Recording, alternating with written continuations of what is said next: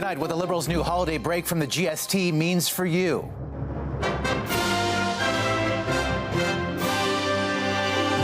Anything you can save anywhere is better. Shopping around the plan at the grocery store. Now we're going to be able to give a tax break for all Canadians. But how much of a difference will it actually make? I'm sorry, but it's 30-day credits. It's a 2-month temporary tax trick.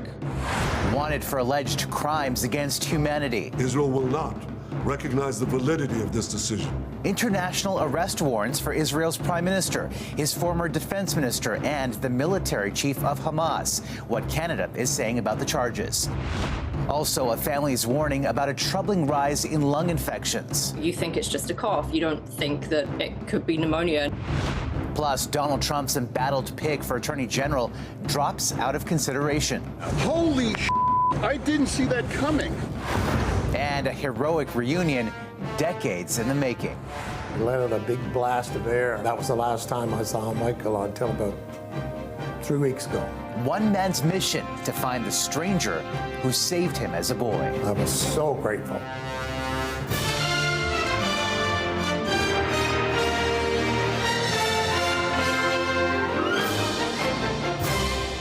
CTV National News with Omar Sachedina. Good evening, everyone. The Liberals' new plan to address the cost of living is expected to kick in just days before Christmas and last until right after Valentine's Day. A temporary break from the GST on some items, as well as a $250 check for many Canadians starting next spring. Both measures costing the government more than $6 billion. It comes at a time when the party is struggling to gain traction with voters. CTV's Rachel Aiello on what's covered under the exemptions and the reaction. Everyone. Lagging in the polls and having a hard time in the House, Justin Trudeau tried to turn the page today, promising Canadians temporary relief at the cash register. Everyone had to tighten their belts a little bit, and now we're going to be able to give a tax break for all Canadians. For 2 months, starting mid-December, the federal government is removing the GST and HST where applicable on restaurant meals, consumer goods, and more. Among the items where these taxes won't be charged are grocery store snacks, beer and wine, children's clothing, video games, puzzles, toys, and Christmas trees. The Liberals will also be sending $250 rebate checks to 18.7 million Canadians who have earned $150,000 or less last year. If you haven't filed a tax return, file your tax return by December 31st.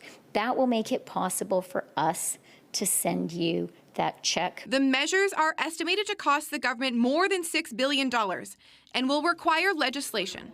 To pass the bill, the Liberal minority has secured help from the NDP to break the procedural stalemate in the Commons briefly. We want to see this relief done as quickly as possible, so we're prepared to pause the privilege motion that's being debated in the House for 1 day. The Conservatives were quick to characterize the pocketbook pledge as inflationary, but aren't saying if they'll support it. And today what we have is a 2-month temporary tax trick. Cost of living is still a top issue for voters, and pollsters say there could be some political gain here for the Liberals. But because it's time limited, there's also a risk. I think the pressure will be on them to probably keep this in place, especially if talk of the town here in Ottawa is that we're going to be in an election in the spring. The consumer tax break is slated to stay in place until mid-February, and the workers' rebate is set to roll out in April, right around the time of the next carbon tax increase. Omar? All right, Rachel, thank you. And let's bring in chief political correspondent and host of CTV's Power Play, Vassy Kapelos now. Vassy, as Rachel pointed out in her report, this is a tax break that lasts for 2 months, and the $250 checks that are supposed to roll out next spring are a one-time rebate. Will these measures be enough to turn around the Liberals' fortunes in the polls? Hi, Omar. The first point I'd make there is that I think there is an acknowledgement, even within people around the Prime Minister, that there's no fortune that can be turned pretty quickly for them, right? They have been double digits behind the Conservatives now for almost a year. I think what they are hoping to accomplish is a bit of a turning of the tides and basically an acknowledgement among Canadians that they do care about the same things that Canadians are worried about now, namely affordability. Beyond that, though, I really think from my conversations that what they are trying to do is get at those so-called dissidents announcements. Remember the so-called revolt from a few weeks ago? They're trying to tell people who were upset with the Prime Minister's leadership that we get it. The status quo is not enough. We plan to do a whole lot more. And this is an example of that. And now we also heard in that report there's talk of a spring election. To what extent are these measures positioning the Liberals for an election early next year? You know what, Omar, from my conversations with people in the campaign, that's exactly what they're intended to do. I am told that they're planning for the possibility that one could happen as early as January. This kind of announcement puts them in a position to be able to campaign on something like this. It's not likely for January. If they were betting, they wouldn't bet for January, probably closer to the spring. But the plan is for the campaign to be ready to go as of January 1st and campaign on exactly something like what they announced today. Omar? All right, Vashi, thank you. And to see how much of an impact the measures could make at the grocery stores, CTV's BC Bureau Chief Andrew Johnson spoke to shoppers and took a closer look at what was in their carts. Loading up the trunk outside Superstore, saving more starting in December, sounds pretty good. I think it's great, and it helps families with kids with all the baby stuff. It will be helpful. We took a quick inventory of their purchases and which ones would potentially qualify for the new tax cut. Chips, cheese puffs, popcorn. I bought 2 bags of chips because they're on sale. Okay, no tax on those chips then in December. Yeah. Here's a look at what else you won't pay tax on for 2 months under the new plan. Prepared food you'd find in the deli, including sandwiches and party platters, cakes, pies, and other baked goods, ice cream and frozen treats, salted snacks such as chips and nuts, and big ones during the holiday season, chocolate and candy. But not the sort of staples the grocery getters we spoke to today were loading up on. Cakes, pies, donuts, brownies, candy, chocolate, sweets, chips, popcorn. You don't have a lot of that stuff in here, do you? The must-have items that provide the basis of most people's diets are already tax-free in Canada, including fresh and frozen fruits and vegetables, breakfast cereals, milk products, fresh meat, poultry and fish, eggs, and coffee beans. So how much more you'll save next month will depend greatly on what's left on your list. The takeaway today for people we spoke to outside this store, unless you're loading up on holiday treats or snacks, grocery bills might not look a lot different. Foods that we want our kids to avoid or even adults to avoid is not taxed for 2 months. Now these days everything is so expensive. Anything you can save anywhere is better. Andrew Johnson, CTV News, Vancouver. In other news, Canada said today it will abide by the International Criminal Court's decision to issue arrest warrants for Israel's Prime Minister Benjamin Netanyahu, his former defense minister, and a Hamas military chief for alleged war crimes. CTV's Genevieve Beauchemin on the response. What in God's name are they talking about in The Hague? Israeli Prime Minister Benjamin Netanyahu is now an internationally wanted suspect, a decision he furiously rejected, calling the campaign against Hamas a just war. The International Criminal Court named him, along with the defense minister he fired 2 weeks ago, Yoav Gallant. It alleges Israel used starvation as a weapon of war in Gaza and intentionally directed an attack against the civilian population. This one, we've supplied Gaza with 700,000 tons of food to feed the people of Gaza. The court also issued a warrant against a Hamas commander, Mohammed Deif, alleging he was involved in murder, rape, torture, and the taking of hostages, though Israel says he was killed in an airstrike in July. Hamas celebrated the warrants against Israeli leaders as evidence it has international justice on its side. And many Palestinians applauded what they called a historic decision. But they also expressed skepticism that the world would help arrest Netanyahu if he traveled internationally. Israel and its closest ally, the U.S., are not among 124 member nations of the ICC and rejected the warrants, saying it had no jurisdiction. We remain deeply concerned by the prosecutor's rush to seek arrest warrants and the troubling process errors that led to this decision. But members, including EU nations and Canada, said they would abide by the ruling. We are one of the founding members of the International Criminal Court. We stand up for international law, and we will abide. Often divided political parties in Israel united against the court, and supporters expressed outrage.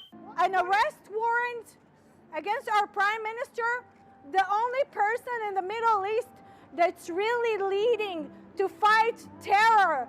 But the court's decision also raised questions about further condemnation of Israel on the world stage. Geneviève Beauchemin, CTV News. The International Criminal Court was established in 2002, and of the 60 warrants judges have issued, 21 people have been detained and appeared in court. 30 others remain at large. The court has issued 11 convictions and 4 acquittals. And Russia's Vladimir Putin and Sudan's former president Omar al-Bashir are also leaders the ICC has charged with war crimes.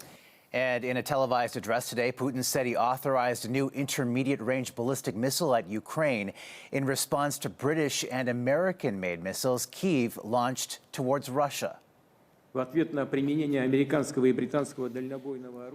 the first time Moscow has used such a powerful weapon in the nearly 3-year war, and today a new threat. Putin adding that Russia reserves the right to strike countries that provide Ukraine weapons to attack Russia, including the U.S., where there was a sudden shakeup in Donald Trump's team even before the president-elect takes office in January. His controversial pick for Attorney General dropped out today, and just as he stepped aside, another nominee stepped in. Here's CTV's Washington Bureau Chief Joy Malbin on the new pick. He didn't last more than a week. Matt Gaetz, the renegade Republican Donald Trump wanted for America's top law enforcement officer, abruptly said he's out. My confirmation was unfairly becoming a distraction, he posted. I'll be withdrawing my name from consideration to serve as Attorney General. This after more fallout from investigations into Gaetz and alleged drug-fueled sex parties, including sex with an underage girl. Federal documents in the New York Times show an alleged web of payments between Gaetz, associates, and women who testified they were paid for sex.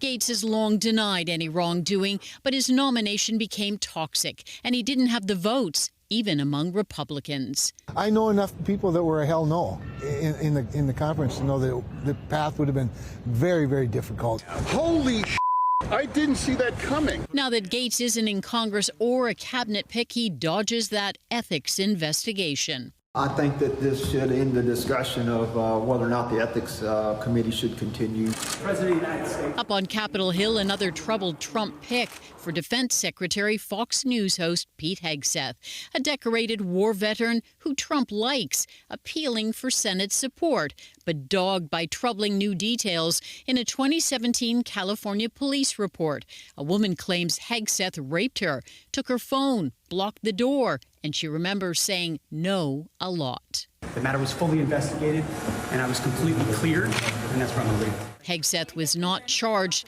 and paid his accuser in a confidential settlement. Some Republicans say they're relieved that Gaetz is out of the running. Did he jump or was he pushed? Tonight, Trump named another loyalist, Pam Bondi, Florida's former attorney general, as his new pick to run the Justice Department. Omar? All right, Joy, thank you. Illinois Supreme Court has overturned actor Jesse Smollet's conviction for staging a racist and homophobic attack against himself. The court ruled that a special prosecutor should not have been allowed to step in after the state attorney dropped charges. Smollet claimed 2 men assaulted him, spewing hateful slurs and tossing a noose around his neck. It led to a large-scale search for suspects by Chicago police. Smollet was convicted of disorderly conduct, but claims he is innocent. Swedish EV battery maker Northvolt has filed for bankruptcy in the U.S., but the company insists its Canadian operations will continue. CTV's Heather Wright has more on the concerns over the federal and Quebec government's multi-billion-dollar investments. At least 4 major Canadian pension plans are among the lenders of Northvolt, whose ownership group includes big names like Volkswagen and Goldman Sachs. The federal government and Quebec have also invested billions in the Swedish-based company, whose future is in question after it filed for bankruptcy protection today in the United States. There are also concerns about the future of the $7 billion battery plant set to be built near Montreal, which is already delayed. I can reassure Quebecers by saying that today's news does not concern the Quebec project. It is the parent company in Sweden that is being placed under protection. The North American subsidiary will continue its operations, and activities are continuing on the McMasterville site. Northvolt has been struggling for months, facing not only steep competition from established battery manufacturers in Asia, but also a slowdown in demand for electric vehicles. Earlier this fall, the company laid off roughly 20% of its global workforce. This company has some fight left in it. The product is good. Flavio Volpe is with the Automotive Parts Manufacturers Association and is hopeful the Montreal facility will go ahead. He says it has easy access to raw materials and is a day's drive to many manufacturing plants building electric vehicles. I'm still hopeful that we're going to see this reach fruition in Montreal. We may see a delay of a year or 2 years like we've seen with other companies, but they haven't said it's dead yet because it's very well positioned. Northvolt says today's filing will give it time to find new sources of funding and try to turn the company around. According to documents, Northvolt has around $30 million in cash and nearly $6 billion in debt. Omar. Heather, thank you. Coming up, a mother's warning. You think it's just a cough. You think it's just a fever. It's just the sniffles. What's behind the surge in cases of walking pneumonia?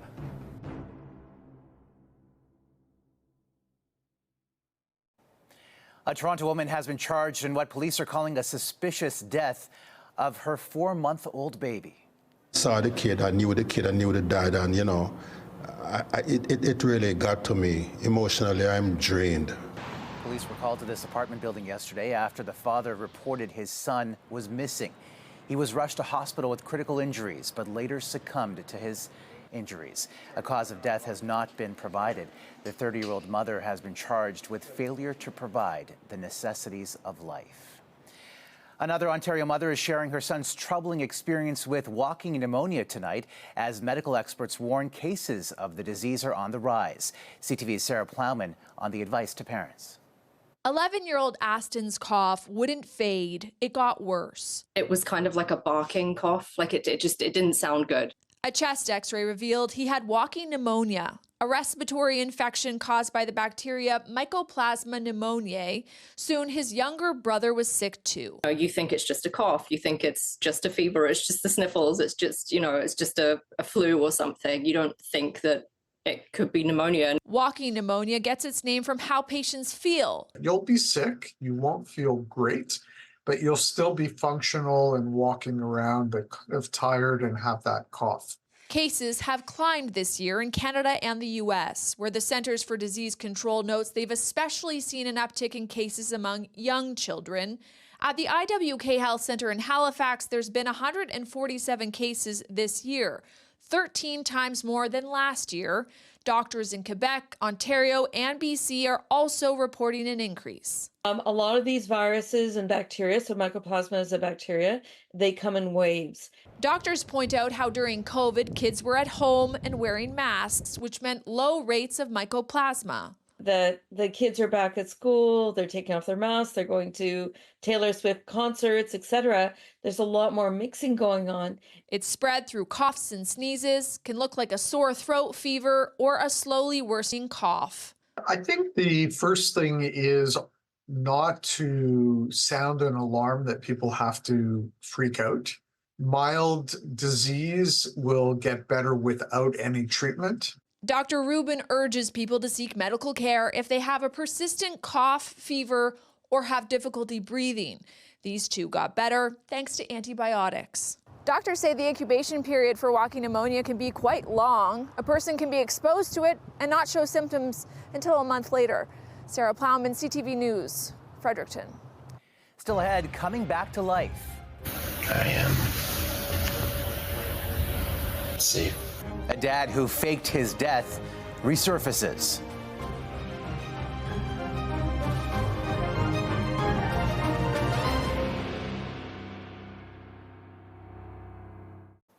A Wisconsin man who failed to return home from a kayaking trip last summer is facing charges of faking his own death. I'm in my apartment. I am safe. Ryan Borgward has been sharing cell phone video of himself with U.S. law enforcement from an undisclosed location. Authorities say the 45-year-old revealed that he faked his drowning at a lake near Milwaukee before taking a bus to Canada to catch a plane. Investigators say they're in touch with him, but he won't reveal his location and won't come home. A Canadian painting is illustrating the fine art of treasure hunting at estate sales. This Emily Carr masterpiece was found in a New York barn by an art dealer and bought for around $70 Canadian. It has now just fetched $350,000 at a Toronto auction. The 1912 painting depicts a carved grizzly bear atop a memorial totem pole in a BC village. And the Canadian Space Agency is looking for help in naming its first lunar rover. Over the next month, you can vote online and choose between 4 names: Courage, Glacier, Polar, and Athabasca. The little robotic vehicle is currently under development and won't be ready to blast off until at least 2026. Still ahead, the thank you that took more than 50 years to deliver. A bi-coastal reunion and a celebration of life-saving heroics.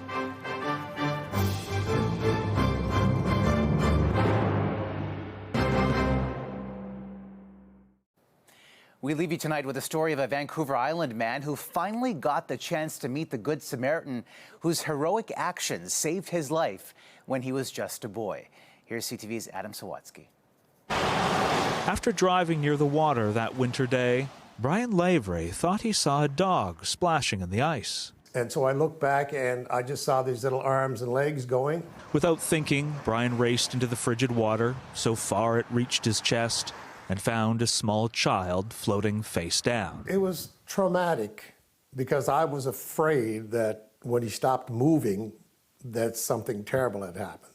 When Brian turned the body over, he saw a little boy's face as red as a beet. And he let out a big blast of air. You know, it was a gift. I was so grateful. That was 1968.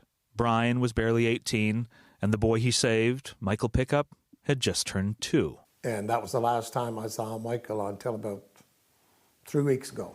Until the now grown-up Michael came across this old newspaper article about the day he was the child saved from drowning and realized this was far more than just a story about him being an adventurous toddler. And I think it was just that hit of, okay, had it not been for this guy, I'd be dead. I wouldn't be here today. So Michael started searching for Brian online from BC before finding him in Nova Scotia and then flying across the country so they could meet each other for the first time in 56 years. It was like we had known each other without knowing each other. It was moving. Yeah, it was really quite lovely. Well, Brian had received multiple thank you letters from Michael's family at the time, calling him brave and a miracle. Michael finally got to express his gratitude in person, calling Brian a hero. That touches you in a way that you can't really put into words. Adam Sawatsky, CTV News. That's a beautiful story. That's a snapshot of this Thursday. Hope you can join Heather tomorrow. For all of us at CTV National News, thank you for watching and good night.